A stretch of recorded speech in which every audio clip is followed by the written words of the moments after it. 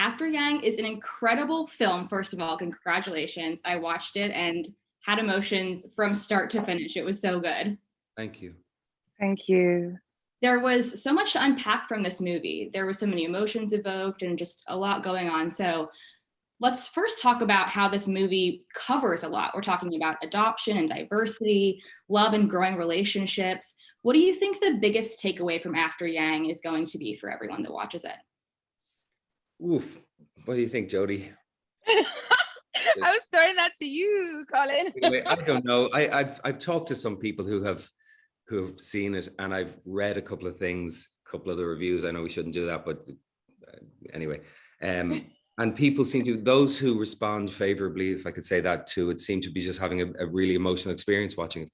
It's a very gentle film. It's all kind of, even the color palette and all the performances, as wonderful as they are, and I don't include myself in that, but they're all kind of in hushed tones. It's a very, very gentle film, but I think people seem to be drawn to some aspect of the story that invokes in them a very personal relationship to, whether it's grief, loss, family, love, the power of memory, the things that we hold on to. And it's really lovely. Like, in 20 years, I don't think I've been part of something that is as gentle as this and is having such an emotional, seems to be having such an emotional reaction on the part of the audience, which is really kind of beautiful. And people have said, a couple of people have said to me, the tears that they shed were cathartic tears, which made me think of, and I'm not comparing this film to Coda, but this year I saw Coda and I wept like a baby. But they were really kind of, they were good tears. They were, you know, some tears are painful and you don't know if there's healing in them. Maybe there is, I don't know, but some tears just feel like a catharsis, feel like an emotional confirmation of the beauty of life, which doesn't exclude the pain of it, actually includes the pain of it, or the acceptance of the pain of it, but it's not a destructive pain. It's a kind of a constructive pain, if that makes sense. So I feel that Kogonada managed that with this film, and that was there in the script. When I read the script, I found the script incredibly moving as well, you know. I feel like you really encapsulated all of my emotions in just that one answer. But let's take a little walk through this movie, starting from the beginning. You both play a couple, Jake and Kira. They have an AI son who they brought on to really help them and take care of and nurture and be a sibling for their younger adopted daughter. When he goes offline, Jake kind of goes through this quest to restore Yang. And I also feel like it was sort of a self-discovery journey for him as well. Do you guys feel like that as too? Definitely. For all of for everyone. Yeah. So when he starts to go through and look through Yang's lens and reflecting on his own life, he really seems to kind of backtrack and feel like he should be connecting to his family more, then starts to do that. With Kira, she looks back on the memories and seems to really embrace everything she has with talking about life with Yang. Why do you think that is, that these characters relate in that way? I think, number one, obviously that Kira is having a slightly different experience when she's looking at memories, in terms of Kira is kind of going through what she feels like she's going through in a vacuum. And I think seeing herself through Yang's eyes, she sees that like someone was seeing her. That scene, that butterfly scene, which is my favorite scene in the movie, not just because I'm in it, but because I literally just wept like a baby as I filmed it. Gorgeous scene. As I filmed it and watching it and seeing like how Kogonada like edited it together to make it seem like, this is what someone remembers versus this is what is recorded by Yang, and it's just so beautifully done, that scene.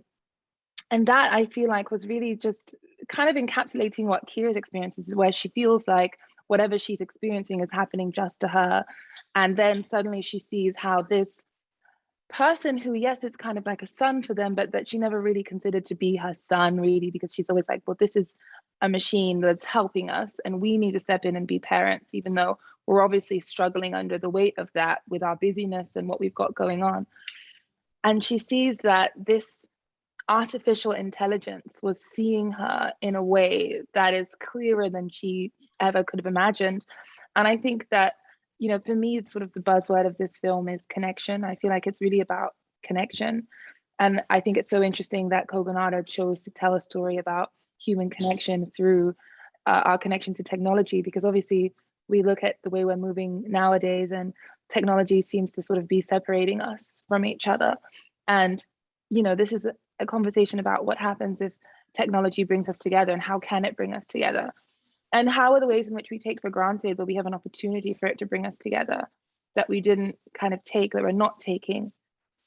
So I feel like, I don't really know if that answers the question. I feel like you start answering a question and you go off on a tangent and you're like, what am I talking about anymore? But yeah, I just think I wanted to highlight that sort of difference in what Kira's experiencing. Yeah, no, I liked it. And the idea of connection, totally agree, because it's almost like the film offers up the thought that if you experienced the world as it is around you rather than as you wished it were, that life would have a lot more meaning, you know? Yeah. Absolutely. And I just have one quick last question for you guys. I love how this film really showed the process of the everyday struggle, especially for busy parents who are also trying to tend for their kids. Did you guys really relate to that in any way? Or Are you a mom? Are you a mom? I am not a mom, but I am an aunt. So I see it every day, but I can give it back. So I'm like, okay. Yeah. I think, yeah, I mean, I think parents all over the world, I think it's, you know, Jodie's a parent now, and I've been a dad for some years.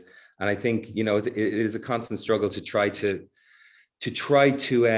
marry hopes that you have as an individual, as a human being, and dreams that you have and passions that you aspire to explore with what you feel your children need. And attending to your children's needs has become so paramount in your very existence as a parent. When your child comes, you know, their needs, and just being present and available, to also being present and available with yourself, as you know, hippy dippy as that sounds. And it's a constant battle, because I do see like parents doing everything for their kids, and I think it's not a great example. You know, your kids need to see that you can take care of yourself. I think that's a really big thing, and I succeed at that sometimes, I fail at it another time, sometimes I'm selfish, sometimes I'm selfless, blah blah. It's a continual battle to try and figure out what the right balance is, and of course there is no right, but I think as long as you're present.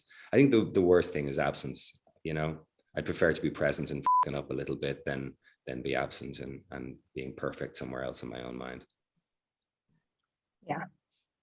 I love that so much. Thank you guys for taking the time, and I can't wait for everyone else to see this movie. It's so great. Thanks a million. All the best. Thank you.